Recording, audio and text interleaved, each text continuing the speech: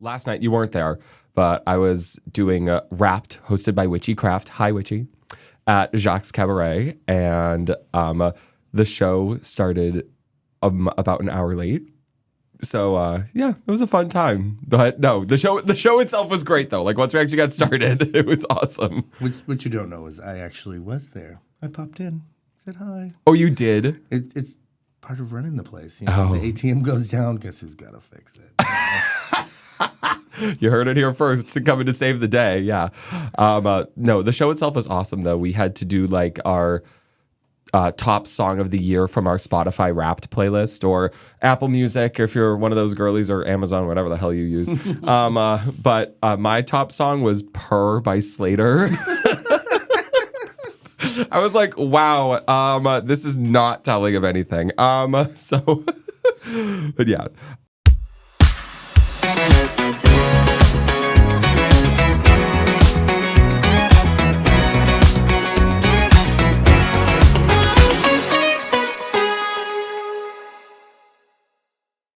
Hello, chicken, and welcome back to the Chicken Coop, your backstage pass into the ever-changing world of drag production. My name is Bossy Boots, your hostess back once again, actually in drag this time. And today, I am so excited to bring this person into the Chicken Coop. They are an integral part of the Boston drag scene, and he is the brains behind Boston's most historic gay bar. Please welcome the general manager of Jacques Cabaret, Alan Martz. Hello, Alan. Hello. How you doing? I'm doing all right. Yeah, Happy to be here. Yeah, thank you. Thank you so much for coming. It means a lot. You've obviously been around Jacques for like quite a while. Like, I want to know a little bit more about you and your role with Jacques. What do you do at Jacques besides manage? I love telling this part. I've actually only been part of the Jacques family for about 5 years. Mm-hmm. And I say that that's not long because, you know, you got Johnny there that's been over 50 years, and Chris that's almost 40, and Kira that's 40. You know, 5 years is nothing. Absolutely. Absolutely nothing. You know, I started there as a cleaner. Mm-hmm. Oh, wow. I did not know that part. I clean toilets, yes. You clean the toilets at the Jacques, yes. At the Jacques. The dark lit, candle lit bathrooms, yeah. Yeah, they were pretty dark back then, and just the things you would find in a urinal the next morning. Love that. Love that. Things. Yep, absolutely. But now, you know, I've grown up. I've put on my big boy pants, and I took over after Chris retired, and you know, I don't feel like I manage. I feel like I'm a caretaker. Yeah, that is. You know what? I would have to agree. I feel like you're very approachable as a manager. I definitely like. We've been able to interact. If you don't know, I've hosted shows at Jacques. You should come to one sometime. But there's drag that goes on every single day at Jacques, so it's important that we have somebody that is approachable that we can go to with either like show ideas or like, hey, I have a problem. I think that you've been very approachable with that. Well, the idea is always to be approachable. You know, I don't want to put anybody down, but I've seen other venues, I've seen other places, and how they were ran, and they just were ran with like, you just couldn't go up and say, hey, how are you doing, to the person who ran it. Yeah. You know, and I didn't want to be like that. Yeah. I could say I appreciate that. I could tell you that everybody else does too. You know, it's funny that you mentioned that, like, when you're in a business and when you're trying to approach people with ideas, a lot of businesses are quick to shoot people down, but I feel like that's mostly on the drag artist part sometimes, because a lot of people have a tough time explaining like the value of their show and like what they can bring to the table. So I think that'd be something really cool to know from you, like from the GM side of things. Like, what do you think makes a good drag show? Like, you've been a part of the scene for quite a while now. You've seen many shows come and go. What are some things that tend to work out for people?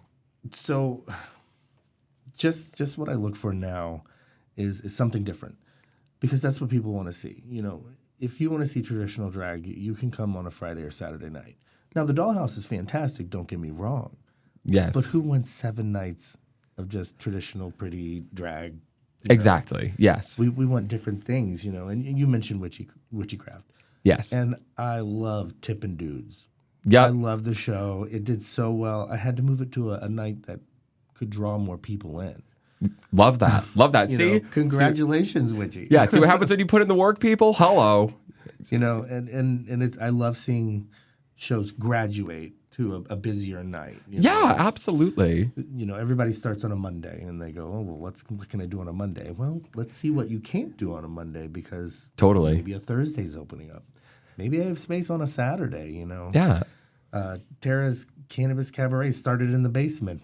That is true. It did start in the basement. Hi, Tara. We're talking to you. Yes. But no, I think that's super cool that you're able to analyze, not just giving people a chance on a weeknight. Mondays are tough. Mondays are the hardest day to do a drag show.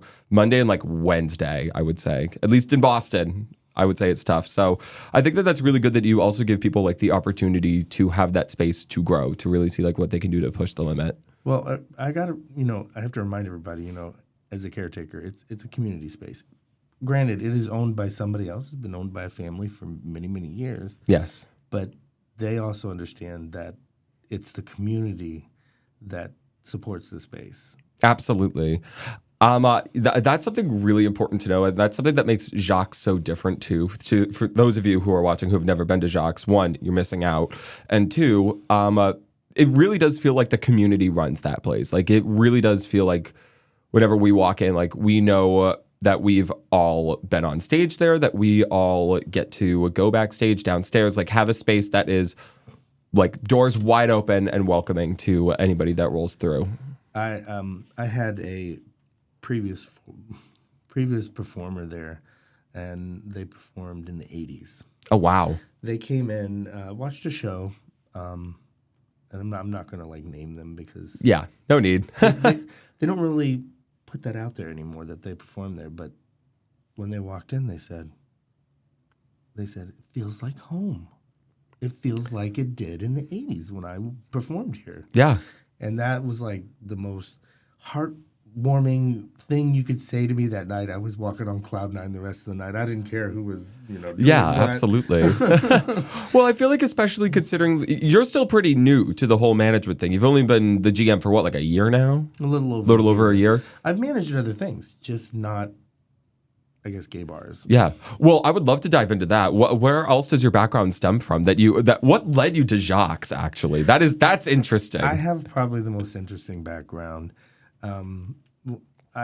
When I was 18, I got into restaurant management, and I love saying that, but it was a McDonald's.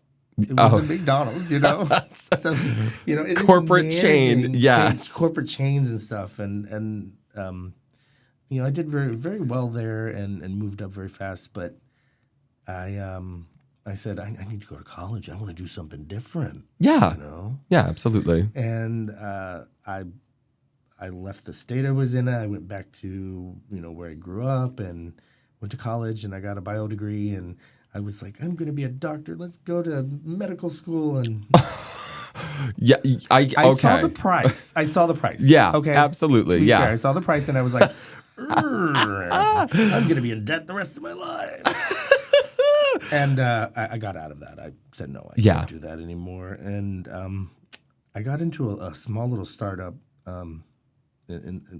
Tiny little startup on radio. I was doing radio for about 6 months. Love that. So this must feel like home to you, sitting behind the mic. Actually, it does. Love that. And I did little bits and pieces there with that one, and then one day you come in and you go, oh yeah, we've been bought out. And they're not going to maintain the radio station. They're selling off all the parts, and you may have a job, you may not have a job. Very telling of modern times. I went into my office and I had an offer to stay with them, and I just closed the door and cried my eyes out. Oof. Yikes. Yikes. And I stayed with them for 7 years. It was a tech firm. They were doing software projects all over the world. They did big government projects, stuff that I still can't even talk about. Oh, wow. Great. Love that. NDA, baby. But they eventually went under too. I mean, well, Yeah. There's like, what, 3 tech companies that don't go under Microsoft, Apple, and Google? Just about. Right. Yeah, just about. I feel like everything else, like there's like, that always happens too. Like this is the thing that we have to deal with like a changing market, even in drag too, is that things come and go all the time. Of course. Like shows come and go, artists come and go, venues come and go. Yeah. We've seen venues close recently. It's a kind of a scary thing sometimes to deal with. You know, R.I.P. Machine. Yes, I think I've venue. said that like nearly every episode. Rest in peace to Machine. Yes. But, you know, I think that that's something that we could totally dive into as well. Like, you know, you've been able to see like how things have kind of evolved, even with just being there for 5 years. I'm sure a lot's different between 2019 and now with Jacques. Oh my, the pandemic changed everything at Jacques. Absolutely. I can't even imagine what it was like during 2020. I can tell you, you know, when I started 5 years ago, well, I guess it's a little bit more than 5 years now. But when I started there, it was dominated by bachelorettes and birthdays. Yeah. That's what the nights were. And they didn't care about a Sunday through Thursday. You know, they'd put just anybody that could do the night and would take the $50 booking. Yep. And Fridays and Saturdays was the night you wanted, you know, and it was dominated by bachelorettes. And it's very different, you know. I see now an average night in December's reservations are about 40. Back then, we were getting upwards of 100. Jeez, oh, yeah. Reservations. You know, and it's a big change. But absolutely. You know, but that's what you do. You have to pivot. You have to, you know, be able to sidestep and say, well, that's not our audience anymore. Yeah. You know, I saw the rise of the queer community. I really did. Yeah, I have to agree. Like I've over the past few years, I feel like even since I first started going to Jacques, it's changed a lot too. Because I'm young. I'm very young and demure. I've only been going to Jacques for a few years because of my ripe young age. But even then, like I have seen, like it's a noticeable change that people are hosting these different style shows, like you said, like one-off shows. Like I hosted Clue, great night. The So You Think You Can Gaga shows, like, you know, these sort of one-night stickouts that you think it's almost borderline a risk to do the show, but for some reason it turns out people are loving the different things. Yeah, different. You know, we find like niche shows, especially shows that you think are not going to do because it's so niche. It's like one artist that might be up and coming, you know, and then they literally pack the place. Yeah, absolutely. Capacity, and it's just like how do you do that?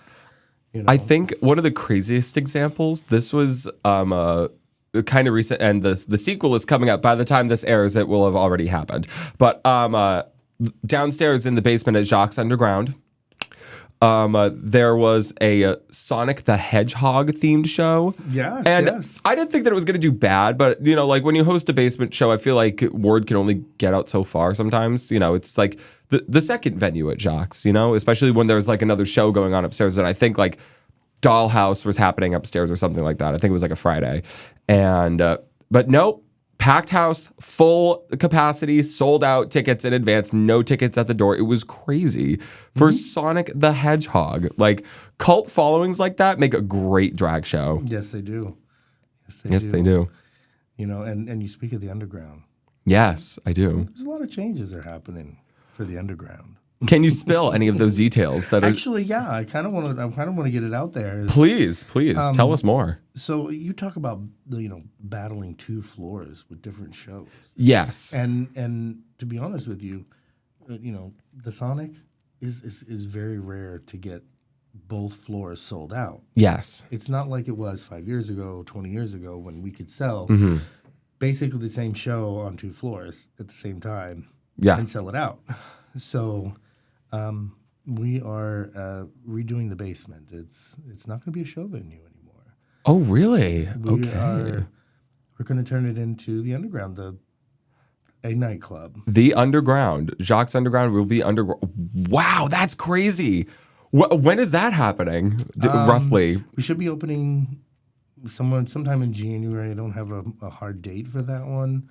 Oh my goodness! I know a lot of people out there are booked for downstairs, and I apologize. We have to go through and change some bookings. And Well, stuff. luckily, by the time that this comes out, you'll probably already have reached out to people. So, well, that's still exciting, though. Like, again, like there's always the thing with drag that's so hard. And like I've talked about it before, too. Like we are adapting to a changing market and like a changing clientele. And like I think it's very clear that people want different things to do. So I think it'll be really, really cool to see how that evolves. Well, we wanted to show off that we truly are one of the last true multi-venue spaces. Yeah. And you have other spaces like Legacy, but Legacy is Legacy and Candy Bar is Candy Bar, and they rarely ever open the door between. Absolutely. But, Jacques has that. It's just a stairwell. That's all you got to do to go downstairs. That is true. We're not going to try to compete with the bigger places. We're not Legacy. We're not Candy Bar. Absolutely. But if you want to come out and you want to pregame, check out Jacques Underground, have a cheap drink. Yeah. Pay a lot less at the door to get in. Yeah. And see a lot of the same DJs. It's true. Love that. Love that. I have to say the DJ scene in Boston is pretty cool too. Oh, I know. Well, you know what? And I find out that like some of the drag queens are getting into DJing. Yeah, guilty. That I'm gonna say. I've been trying to sink my toes in, and I'm trying to do a little more, especially because I'm seeing the rise of people like my drag mother Harlow, who's one of the most killer DJs under the sun. Yeah, I have an interesting story of how I met Harlow. We're going to talk about it. We are. How did you meet my drag mother, Harlow Havoc? This is so off topic. It's not even that interesting, but it was a All-Star Mondays.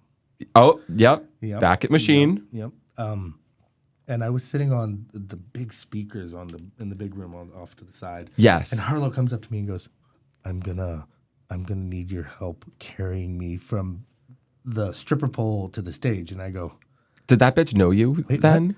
No. Literally just approached you, a stranger, sitting on the speaker saying, "Yeah, I need you to help me." And at the time I was looking at Harlow and Harlow was not in drag at the time. Gotcha. I guess maybe the face was. But there was nothing else from the neck down except for maybe tucking panties or something. Oh, this is fully... I think what you're describing is Harlow Havoc's first time in drag, because I know for a fact there was no wig, no lash going on, nothing of the sort. I can't even remember the face and everything, and I'm going, who is this person that wants me to pick care of? I'll have to confirm, but Harlow, if this is the night that I'm thinking of, call in. I managed to. Well, it took two of us to carry her because Harlow has got like some beefy muscles going on or something. Yeah, she's a gymnast. Like that's the thing. Like these drag queens that like did like gymnastics and like cheerleading as high schoolers, friggin' flex to the nines and can do backflips on stage in like heels and pads. And I'm like, okay, yeah, half my drag, right? Yeah. That's really funny, though, that she literally just approached you, full stranger. I'm not surprised. And you know what? That's drag. That's the behind the scenes of drag that you're looking for today, people. Now, something else that I would love to talk about, going into the future, I think that there's so much that Jacques provides and that you do as, the manager or the caretaker per se. Like, what are some... what are some favorite memories that you have from Jacques? What are some things that you've been like, this was hands down one of the best nights, and I was here for this and I'll never forget it? I love that question. That's great. Because I really do look back and it happens. I'll be behind the bar and the night will be going well. People are just having a great time. You can tell the people come watch the show. They're just enjoying it. And the performers are up there living their life. They're eating it up. And I can stand behind the bar. And I've done it. I've crossed my arms and just looked around. And my staff has got smiles.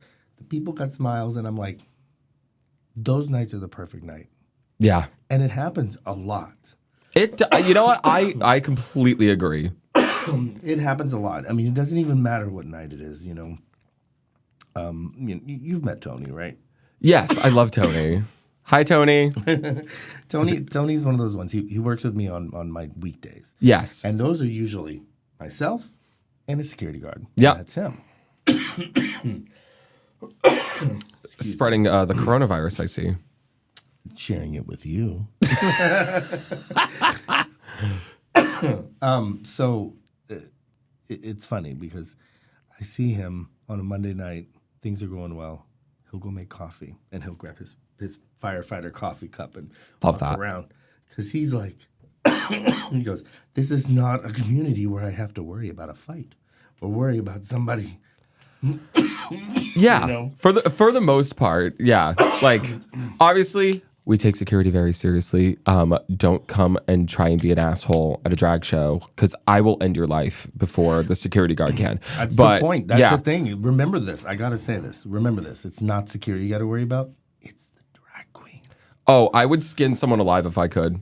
I really would. If they came in and tried to screw something up or like, you know, God forbid, like this is the world we live in. Like I constantly worry about like, you know, the safety of my performers, and like it's a good thing to do. First off, like I'm glad that I'm conscious of it, but also like I'm also so ready on a dime to flip, and so's the entire crowd. The entire crowd is ready to flip on a dime. Honestly, I have to. I've like seen it. I was at Mirabar in Providence. Yes, right. We were doing the gauntlet down there, and this I don't know what she was on. But she, excuse me, I don't know what's going on, but she like comes into the back where their offices and stuff, and the manager's like trying to, come on, you gotta go, and she's like trying to sit on the floor and like, and I gotta give it up because it was Sasha Stone. Sasha Stone walked back there and said, "All right, honey, come on, let's go." Picked her up and walked around, let's go, and just like I was like. The security was back here. The manager's back here. You got all these, you know, beefy guys, including, you know, what I look like. And I'm like, it took Sasha Stone just walking around. So yeah, leave it to the drag queen to take someone by the ear. Yeah, crazy. It's always been crazy. I've seen it. I've seen it over and over. Yeah. But that was the most memorable one because she was just like foot in the sink or something and trying to hold back. And I'm like, oh my. You heard it here first. Don't fuck with drag queens. Okay, so obviously there are different ways to go about hosting shows at Jacques. And first off, I'm very excited about the change for the Underground. That sounds like it's going to be very fun, very different for Jacques as well. Mm-hmm. When somebody is approaching you with a show, like you've said already that you're looking for something different, like what are some pointers from your standpoint? I know that you don't produce the shows yourself, but at least from a management standpoint, what are some things that people should take into account and factor in when they're coming to Jacques to host a show? This is the question I wanted.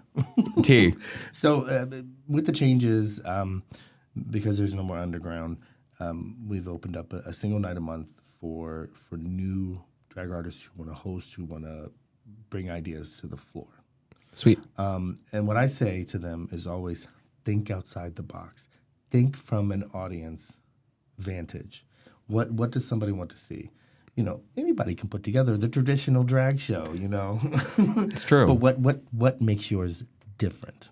I've had some ideas brought up to me, and somebody recently brought up a fantastic idea, but it's very production heavy. Mm-hmm. Yeah. And I told them, I said, whoever you get to host this, because they just want to produce, needs to be all in. Yeah. Ooh, yeah. That's the thing. That's the thing with production too. Like, if you're not available, if you're not like emotionally or like at least putting yourself into the mindset of like, okay, this is what I have to do, like organizing from top to bottom. Like there are so many things from a producer side like that you have to think of, like who's going to run the door, who's going to run the spotlight, who's going to who's going to work like a stage manager, who's going to DJ. Yeah, who's your kitten tonight? Who's collecting tips. There's a whole bunch of things, especially like even though like Jacques isn't like a giant stage, it's not like Radio City Music Hall, but there's still like there's a lot of moving parts. Yeah, there's a lot of moving parts to shows. People don't understand that. Gone are the days where you're like, oh, I'm hosting tonight, and you can walk in and go, well, who wants to work? Yeah, basically. Gone are those days. You now have to put full productions. It's true. Into place. You know? It's okay. Patty Beret still does that every now and again, where she's like, in fully hosting the show, she's like, I need a twink to collect tips. And you know That's what? her shtick, though. Yeah, it is. And you know what? I've been there, so I can't even say it. It happens. At least Well, that's when you're in those heels and those shoes, you don't want to be bending over. You shouldn't be bending over. You're a star. no, for real. But like, of all things to forget, too, like that's a small one. It's not like you forgot the DJ. For God's sake, I can't. Oh God. I always say it. I go, without a DJ, there is no show. Yeah, DJs are a huge part. PJ, hi. One of Jacques' resident DJs is DJ PJ, and we love him. Love him. Like, not only like can he like do the work with like get the sound right and do everything with that, but PJ is probably one of the most consistent DJs in the city. Like, will show up, will be there on time, and will make the show go seamless, because I think there's DJs and then there's drag DJs. Like, he can do both. Exactly. Yeah. He can do both. Because understanding like the flow of a show and like when to play a track and not leaving like dead air, like that's part of like making a smooth production too. Absolutely. So I think that if you're aspiring to be a DJ for a drag show, learn when to play the track, please. So, like, you can go ahead, play it. Hit it, DJ. Well, that's the thing. It's typically at clubs that don't normally host drag, and they're like, "Oh yeah, we'll provide the tech," and I'm like, "You sure you want to do that? Because I could get somebody." Well, they want to provide the tech because they can get their guy to do it for cheap. Exactly. Yeah. So yeah, just if you're hosting a show and you got a new DJ, make sure that DJ knows not to leave any dead air. So that's my advice anyway. No dead air. No dead air. You mentioned PJ. PJ, I got to give him a shout out. I really do. He's the guy who, sometimes he keeps me just in the game. Yeah. He is so focused and he loves it and he enjoys it like purely, naturally. Certainly. He enjoys the job. Certainly. And, I love seeing him come in. And that's not a rare thing amongst the Jacques staff either. I feel like something that's really, really cool about the Jacques staff, and you mentioned like just how long people stay. Jacques has a pretty low turnover rate, all things considered, because the bartenders have been there for decades. There are people who have been serving for decades. People have been performing for decades. And that's the thing, is that when you center something around the community the way that Jacques does, and like that mission has been carried on for years and years, like as well as it has, which is really special. But like people notice, like everyone notices, like the people that work at Jacques like are there for one another. They're there for their other bartenders. They're there for the community, for the staff. Like it's very apparent that there is a pleasant nature and deep enjoyment in the space. I have to put it on. It's the space. It's the people. It's the family you work for. They're fantastic too. Absolutely. It is great. I can tell you, I'm the 5th manager in 86 years. Oh my God, that's insane. That is insane. Chris was there for almost 20. Donald before her, over 20. There was I guess an interim guy before Donald. They called her Old Lady Rita Barker. She, prior to that, it was ran by the family. Yeah. But that's, Rita was the one who was in charge when it became Jacques. When it was renamed in the 60s. So, like I said, I'm a caretaker. I'm not a manager. Yeah. I can look at this and I can say, yeah, I'm managing a business, but I could go manage a convenience store. Yeah. This is different. It is different. And I'm holding on to it for your generation. And maybe Bossy will be the next manager. You never know. God. Well, it's funny that you mentioned that. It's funny that you mentioned that you don't feel like you're managing the place, because that's kind of the origin of my drag name, actually. That kind of pipeline. We're going to get into a little background about me. We never do this. But I chose Bossy because at the time I was also in restaurant and cafe management, but I didn't like being referred to as people's boss. I was like, I don't know. I feel like the term boss is so condescending. Hence why it's my drag name. But no, I didn't like it. I'm like, you can call me your manager. Like, you can just say my government name. Not saying it. But yeah, I just didn't want people to. Don't you dare. No. Is it Ted? No, it's not. I know. You know my government name. But yeah, no, that was sort of the reason when I was like picking a drag name. I was like, oh, what's something that I can like borderline reclaim, like something that like has meaning to me? And I'm like, oh yeah. I'm like, I didn't like it when people called me boss. So I'm like, wouldn't it be great if my drag name was Bossy? You know, all of the girls, especially from Friday and some from Saturday, call me boss. And I'm like, oh. Yeah, no, but I love you, but no, boss. Yeah, no, I don't know. It's just something. It's just like ugh. Like I'm not like a CEO. Like no. Although I am the CEO of Bossy Boots LLC. That's for sure. Hello, yeah, but seriously.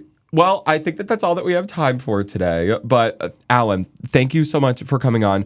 Where can the people find you? Obviously, at Jacques. Yes. Jacques Cabaret. Yeah, absolutely. 79 Broadway, Boston. Yes. And you can also follow the Jacques Cabaret Instagram at Jacques_Cabaret. And once again, my name is Bossy Boots. I've been your hostess today, and you've been watching The Chicken Coop, your backstage pass into the ever-changing world of drag production. Goodbye, chicken. I'm not a chicken, I'm a turkey.